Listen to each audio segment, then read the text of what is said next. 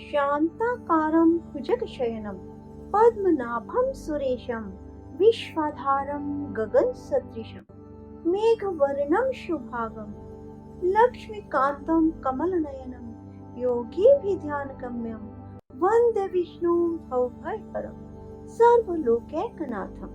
कृष्णाय वासुदेवाय हरे परमात्मने प्रणतक्लेशनाशाय गोविंदाय नमो नमः।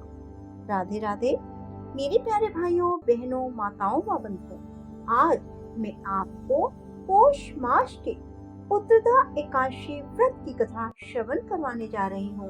बंधुओं, पौष मास में शुक्ल पक्ष की एकादशी को पुत्रदा एकादशी व्रत किया जाता है। बंधुओं, पौष मास के शुक्ल पक्ष की इस एकादशी का व्रत निसंतान को भी सुंदर पुत्र प्रदान करने में समर्थ है। संतान प्राप्ति, उनकी रक्षा और प्रगति के लिए प्रत्येक नर नारी को यह व्रत करना चाहिए। बंधुओं, आज सुदर्शन चक्रधारी भगवान विष्णु की पूजा की जाती है।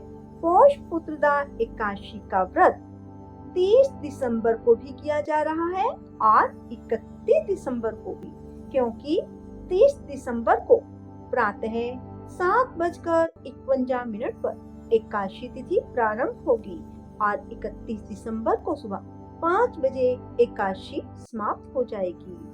बंधुओं, वैसे तो दशमी युक्त एकादशी का व्रत नहीं किया जाता, परंतु 31 दिसंबर को सुबह 5 बजे ही एकादशी तिथि समाप्त होने के कारण सभी असमंजस में हैं कि व्रत कब किया जाए। कोई व्रत को 30 दिसंबर को कर रहा है और कोई 31 दिसंबर को। जिसके जैसे भाव, जैसा जिसको उचित लगे वैसा ही कर रहे हैं। इसलिए बंधुओं, जो 30 दिसंबर को व्रत करेंगे वे व्रत का पारण दोपहर 1:26 से 3:31 तक 31 दिसंबर को कर सकते हैं। और जो व्रत 31 दिसंबर को कर रहे हैं वे 1 जनवरी को सुबह 7:14 से 9:18 के बीच तक करेंगे। बंधुओं, पुत्रदा एकादशी व्रत करने वाले के सुंदर संतान और भाग्यशाली संतान उत्पन्न होती है। जिनके यहाँ संतान नहीं है उन्हें पुत्रदा एकादशी का व्रत अवश्य करना चाहिए। भगवान श्री कृष्ण द्वारा धर्मराज युधिष्ठिर को कहा गया, हे राजन, इस एकादशी का नाम पुत्रदा एकादशी है।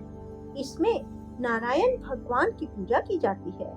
इस जड़ और अजर संसार में पुत्रदा एकादशी व्रत के समान कोई और दूसरा व्रत नहीं है। इसके पुण्य से मनुष्य तपस्वी, विद्वान, लक्ष्मीवान होता है। भद्रावती नगरी में सुकेतुमान नाम का एक राजा राज्य करता था। उसके कोई पुत्र नहीं था। उसकी स्त्री का नाम शैव्य था। वह संतानहीन होने के कारण सदैव चिंतित रहा करती थी। पुत्रहीन राजा के पितर रो रो कर पिंड लेते थे और सोचा करते थे, इसके बाद हमको कौन पिंड देगा। राजा पुत्र न होने के कारण हर समय दुखी रहता।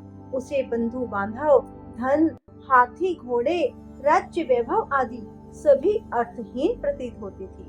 राजा सदैव यही विचार करता रहता कि मेरे मरने के बाद मुझको कौन पिंडदान देगा। बिना पुत्र के पितरों और देवताओं का ऋण कैसे चुकेगा। जिस घर में पुत्र ना हो उसमें सदैव अंधेरा रहता है। इसलिए मुझे पुत्र की उत्पत्ति के लिए प्रयत्न करना चाहिए। जिस मनुष्य ने पुत्र का मुख देखा है वह धन्य है। उसको इस लोक में यश और परलोक में शांति मिलती है, अर्थात उसके दोनों लोक सुधर जाते हैं। पूर्व जन्म के कर्म से ही इस जन्म में पुत्र धन आदि प्राप्त होते हैं। राजा इसी प्रकार रात दिन सोचा करता और चिंतित रहता। राजा ने अपने शरीर को त्याग देने का विचार किया, परंतु आत्मघात को महान पाप समझकर उसने ऐसा ना किया। एक दिन राजा अपने घोड़े पर चढ़कर वन को चल दिया और पक्षियों व वृक्षों को देखने लगा। उसने देखा वन में मृग, व्याघ्र, सुअर, सिंह, बंदर आदि अपने बच्चों के साथ भ्रमण कर रहे हैं। हाथी अपने बच्चों और हथनियों के साथ घूम रहे हैं। वन में कहीं गीदड़ अपने कर्कश स्वर में बोल रहे हैं, कहीं उल्लू चीख रहे हैं। वन के इन दृश्यों को देखकर राजा को अपने पुत्रहीन होने का दुख और अधिक पीड़ा देने लगा। इसी उदासी और सोच विचार में दोपहर हो गई। वह विचारने लगा कि मैंने कई यज्ञ किए, ब्राह्मणों को सुंदर भोजन दान देकर तृप्त किया, फिर भी यह दुख मुझे क्यों प्राप्त हुआ है। प्यास के मारे अत्यंत दुखी राजा पानी की तलाश में इधर उधर फिरने लगा। थोड़ी दूर पर राजा ने एक सरोवर देखा। उस सरोवर में कमल खिल रहे थे और सारस, हंस, मगरमच्छ आदि विहार कर रहे थे। सरोवर के चारों तरफ मुनियों के आश्रम थे। उस समय राजा के दाहिने अंग फड़कने लगे। राजा शुभ शकुन समझकर घोड़े से उतरकर मुनियों को दंडवत प्रणाम कर सामने बैठ गया। राजा को देखकर मुनियों ने कहा, हे राजन, हम तुमसे बहुत प्रसन्न हैं। तुम इस जगह पर कैसे आए हो, ये सब बतलाओ। इस पर राजा ने मुनियों से उसका परिचय पूछा और फिर अपनी व्यथा कही। मुनि बोले, हे राजन, पुत्र की इच्छा करने वाले को उत्तम संतान देने वाली पुत्रदा एकादशी है। हम लोग विश्वदेव हैं और इस सरोवर पर स्नान करने आए हैं। इस पर राजा बोला, हे मुनीश्वर, यदि आप मुझ पर प्रसन्न हो तो एक पुत्र का वरदान मुझे भी दीजिए। मुनि बोले, हे राजन, आज पुत्रदा एकादशी है, आप इस एकादशी का व्रत करें। भगवान श्री हरि की कृपा से आपके अवश्य ही पुत्र होगा। मुनि के वचनों को सुनकर राजा ने उसी दिन वहीं पर एकादशी का व्रत किया। वहीं द्वादशी को उसने व्रत का पारण किया और मुनियों को प्रणाम करके अपने महल को वापस चला आया। उसी मास रानी ने गर्भ धारण किया और 9 महीनों के बाद उसके एक पुत्र पैदा हुआ, जो बड़ा होकर अत्यंत वीर, यशस्वी और प्रजापालक चक्रवर्ती सम्राट बना। भगवान श्री कृष्ण बोले, हे राजन, पुत्र प्राप्ति के लिए पुत्रदा एकादशी का व्रत करना चाहिए। इस व्रत के करने वाले यशस्वी पितृभक्त पुत्र तो पाते ही हैं। इसके महात्म का श्रवण करने मात्र से ही मनुष्य सुंदर संतान और मोक्ष को प्राप्त करते हैं। बंधुओं, इसलिए मनुष्यों को पुत्रदा एकादशी का व्रत अवश्य करना चाहिए।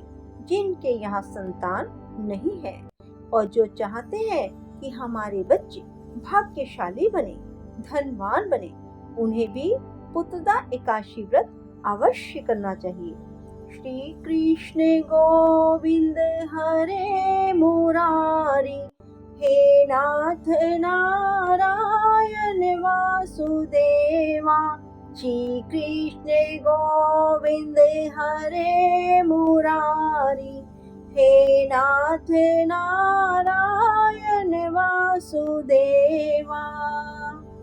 बंधुओं, जो कोई भी एकादशी का व्रत करते हैं, उन्हें रात्रि में भगवान के समक्ष एक शुद्ध देसी घी का दीपक लगाकर रात्रि जागरण अवश्य करना चाहिए। भजन कीर्तन करना चाहिए। गजेंद्र मोक्ष का श्रवण करें, श्रीमद् भागवत गीता श्रवण करें और साथ ही कुछ नृत्य भी करें, क्योंकि कहा जाता है भगवान श्री हरि नृत्य से बहुत प्रसन्न होते हैं। भाव विभोर होकर ही नृत्य करें, भजन करें। बंधुओं, अगले दिन प्रातः जल्दी उठकर स्नान आदि से निवृत्त होकर भगवान विष्णु की षोडशोपचार पूजा करें और पूजन के बाद किसी ब्राह्मण को भोजन करा के स्वयं व्रत का पालन करें। ऐसा करने से भगवान श्री हरि प्रसन्न होंगे और आपकी मनोकामना पूर्ण करेंगे। राधे राधे। जय श्री कृष्णा। धन्यवाद।